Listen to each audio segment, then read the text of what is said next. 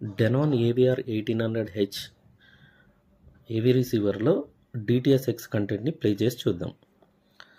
ఆన్లైన్లో నేను ఓటీటీస్లో చాలా చెక్ చేశాను, బట్ ఎక్కడా నాకు డిటిఎస్ఎక్స్ కంటెంట్ అనేది దొరకలేదు. మనకు డిటిఎస్ఎక్స్ కంటెంట్ కావాలంటే పైరేటెడ్ సైట్ నుంచి డౌన్లోడ్ చేసుకొని చూడాల్సిందే.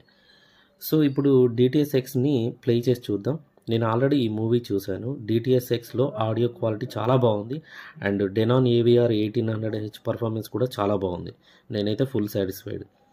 నెక్స్ట్ నా వీడియోస్లో డాల్బీ అట్మాస్ అలాగే DTS HD, DTS Dolby digital plus content కూడా ప్లే చేసి చూద్దాం.